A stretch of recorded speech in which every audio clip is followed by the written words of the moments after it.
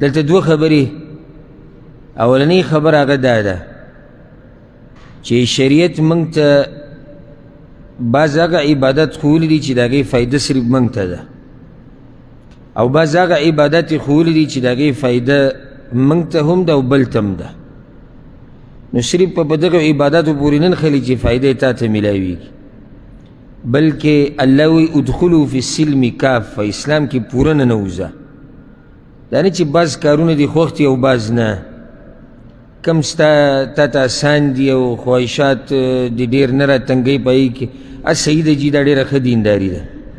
او چې کم ځای کې بیا لږه سختي راځي یا لږه قرباني پکې ورکول غواړي په هغې کې بیا شاته کېږي، نو دا پوره دینداري نه ده. هغه عبادت چې د هغې موږ ته هم فایده ده او بل ته هم ده، هغه د الله په لار کې مال لګول دي. دا هغه عبادت دی چې تقریبا نن سبا ورک شوی عبادت دی، خصوصا زموږ د پښتنو په معاشره کې. او که څوک مال ورکوي نو داسې په تریو تندي باندې ورکي، داسې یو احسان ګڼي په الله باندې چې یعنې ما هم یاره د الله په نوم 1 روپۍ ورکړې ده، روپۍ یا 2 روپۍ یا 15 روپۍ. نو د افسوس خبره دا ده چې مال د الله دی او دا بنده د الله دی، دا کم لی چې ورکوي دا هم د الله بنده دی، او وی دا چې د الله د راضي کولو دپاره یې ورکوم او ستا طبیعت داسې دی، نو دا ډېره عجیبه خبره ده. زه تا ته دا وایم چې کله تاله الله طاقت درکړي د هغه په لار کې د مال لګولو، نو شکر د الله ادا کړه، ځکه چې دا احسان د الله په تا باندې دی چې تاله طاقت درکړو، ستا احسان نه دی. ډېرو خلکو سره مالونه دي او څه ورسره نشتي، روپۍ د الله په لار کې نشي لګولی، روپۍ. او ډېر داسې دي چې هغوی الله ولا مال ورکړی او لګوي هم د الله په لار کې، نو دوی باندې د الله احسان دی دا کوم چې د الله په لار کې مال لګوي، دا د الله احسان وګڼه. او ځکه الله په قرآن کې پیغمبر صلی الله علیه وسلم ته دا خبره ذکر کړې ده. بعض خلک راغلي و مدینې ته ایمان یې راوړی، نو بیا به دا خبره په نوڼۍ باندې ایښوده، موږ اسلام قبول کوو، موږ اسلام قبول کوو، موږ اسلام قبول کوو، موږ اسلام قبول کوو. پیغمبر ته به دا خبره ځباتله. الله وی یمنون علیک ان اسلموا، پیغمبر دوی دا خبره تا ته ډېره ځباتي چې موږ اسلام قبول کړی. قل لا تمنوا علی اسلامکم، پیغمبر دوی ته ووایه چې دا خپل اسلام ما ته مه ځباتئ، را ځباتئ، موږ اسلام قبول کړی او موږ اسلام قبول کړی. بل الله یمن علیکم ان هداکم للایمان، بلکې احسان د الله دی، الله یې ځباتي چې تاله توفیق د ایمان درکړی دی. دا احسان د الله دی، ته یې ځباتي،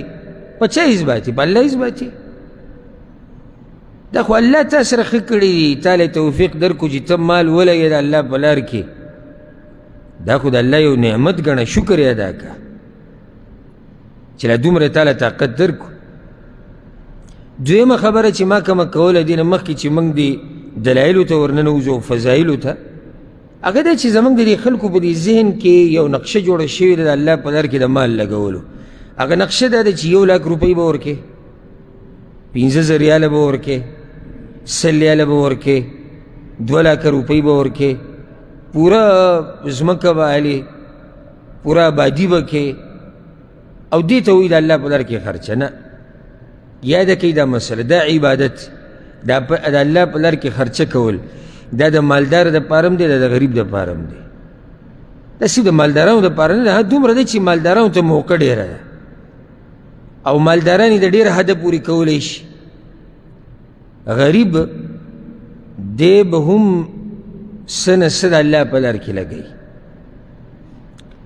15 ریال طاقت دی، 1 ریال، 2 روپۍ، 3 روپۍ، 1 ډوډۍ، 2 ډوډۍ، دا خو طاقت کېږي که نه. او ډېر لږ خلک به زموږ په معاشره کې چې د هغوی به د دې وس نه رسي، شتي پکې داسې خو هغه لږ دي. دا نقشه د ذهن نه لري که چې الله په لار کې خرچه دې ته وایي چې زه به یو یو 2 لکه روپۍ ورکوم او 50,000 روپۍ به ورکوم یا 10,000 روپۍ، نه، چې څومره دې وس رسي هغه به د الله په لار کې ورکړي. بلکې د صحابه کرامو او د دین د مشرانو خو دا طریقه وه چې کله به هغه سم د الله په لار کې ورکړو چې د څه به د دوی به ورته ضرورت و، هغه به یې راواخیستل الله په لار کې به ورکړو، ده به هغه ورځ او هغه شپه دقه شان تېره کړه. او خو به دا چل پکې هم کوو او زمونږ سره به ښه جیب کې څه نه صحیح، خو بیا هم داسې تالې ورته موږ ورچولي چې تپوس یې مه کوه. نه جي د الله په در کې او د مالدارانو پسې به خبرې کوي، ته وګوره د پلاني سره دومره مال له نه یې لګوي، د پلاني صحیح ده نه یې لګوي، تا لګولی تا چې ته لګولی د الله په در کې مال دا تپوس دې وکړه. بله خبره ورسره دا یاده کړي د الله په در کې مال لګول صرف دې ته نه وایي چې ته به روپۍ ورکې راغلې به الله په در کې مال لګول، هر شی د الله په در کې ورکول، که د خوراک سامان دی، که هغه د څښاک دی، که هغه لباس دی، جامه ده، که هغه پیزار دی، که هغه نقدي مال دی، دې ته د الله په لار کې لګول چې څه دي لګوئ د الله په لار کې لګول دي. او که اوس دې د هېڅ نه رسېدو رب العالمین هم داسې مهربانه ذات ته چې بیا دې رانیسي نه، هغه تا په دې نه رانیسي چې تا ولې نه دي ورکړي او ستا وس نه وي، خو دا راته حقیقت ووایمه په دې ومانه خفه کېږئ نه چې انتهایي پښتانه په دې باب کې کمزوري دي. ګوره څومره یعنې موږ په دې ځایونو کې مال ولګو چې رایې موږ ته فایده نه میلاویږي. دا ته اوس د الله سره تجارت کې او په دې کې هم د یو سړي زړه بد کېږي. کم رب چې دله درکړی دی هغه یې دنه غواړي د چا دپاره چې ستا مسلمان ورور ته فایده ورسي، ستا معاشره برابر شي، ستا قوم برابر شي، خو ته به وایي چې لکه الله یې د ده نه د خپل ځان دپاره غواړي. ځکه الله سبحانه وتعالی دا خبره ذکر کړې ده په سورة الذاریات کې. الله وایي ما أريد منهم من رزق وما أريد أن يطعمون. الله وایي نه ګوره ما د دې بندګانو نه د خپل ځان دپاره رزق غوښتلی دی او نه ورته دا وایم چې د نورو رزق په تاسو باندې دی. إن الله هو الرزاق ذو القوة المتين. رزق ورکوونکی خو الله دی. الله ځان دپاره تا نه څه ډوډۍ خو نه غواړي، نه تا نه اوبه غواړي، نه تا ته دا وایي چې د دې بندګانو رزق په تا دی، صرف یې تا ته دا ویلي دي چې ته سبب یې د بچو دپاره او د ښځې دپاره نو در په در ګرځي. صرف یې درته دا ویلي ذمواري دې هم نه در کړې چې د دوی رزق په تا دی، صرف یې تا ته دا ویلي چې د دوی رزق په ما دی خو ته یو ذریعه یې. نو څه حال دی دی دا که الله چېرته په دې بعضو بندګانو د بعضو بوج یې ښودی وي چې دوی دا رزق په تاسو دی نو زموږ به بیا څه حال وي. او شکر دی چې رزق د هغه په لاس کې دی، او که د دې انسانانو په لاس کې وي والله چې لوږې نه به مړه شي، د لوږې نه چا به راته وي چې زما سره طبیعت نه لګي، او چا به راته وي چې ته دیسې، او چا به راته وي ته دیسې،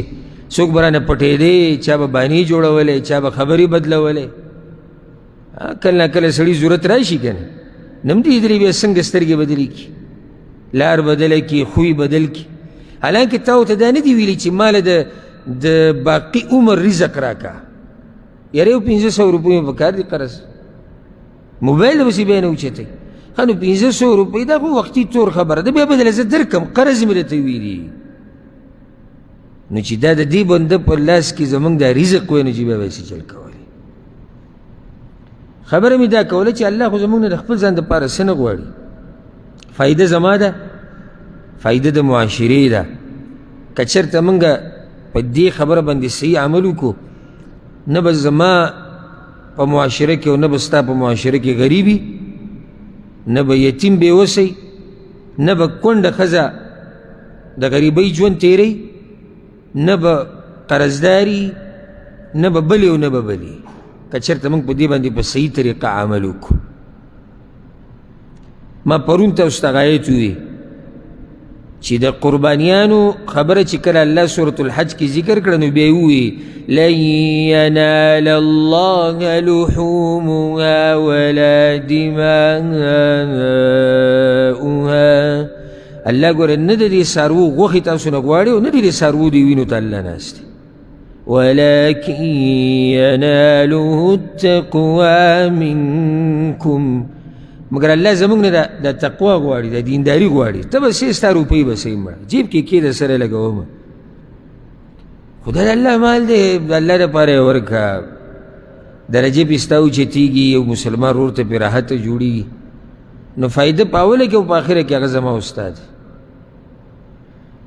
الانفاق فی سبیل الله د الله په لار کې مال لګول قرآن کې د دې مبارک کې ډېر ایتونه راغلي ډېر زیات زه به یو څو ذکر کم بس الله سورة ابراهیم کې وایي قل لعبادی الذین آمنوا اے پیغمبر زما هغه بندگانو ته ووایه چې ایمان یې راوړی دی څه خیال دی تاسو ټول پکې راغلي که نه هغه بندگانو ته ووایه چې څه چېرې کړی دی ایمان یې راوړی دی يقيموا الصلاة وينفقوا مما رزقناهم سرا وعلانية دې بندگانو ته ووایه چې د مانځه پابندي دې کوي او ناشنا تعبیر د دې خبرې الله وایي او ورته ووایه چې خرچه دې کوي د هغه څه نه څه چې وله موږ ورکړي دي د هغه څه نه څه چې وله موږ ورکړي دي دا ناشنا بخل دی د آدم د بچي چې نه ورکوي د هغه څه نه څه چې وله الله ورکړي دي ویلې ورته چا دي چې ویې لګو ما قرب ورته ویلي څوک چې مالک دی حقیقي دی هر څه زمونږ نه مخکې نور و د هغوی نه مخکې نور و قصه موږ ته پاتې شوې ده زمونږ نه بعد به نور وي دا راته ووایم که ستا دا مطلب وي چې دا ځمکه چې ستا ده او دا جیداد او دا کورګې او دا یو څو روپۍ دا ګورم نورو ته پاتې دي ته تم تلو والی آخره کې دا هر څه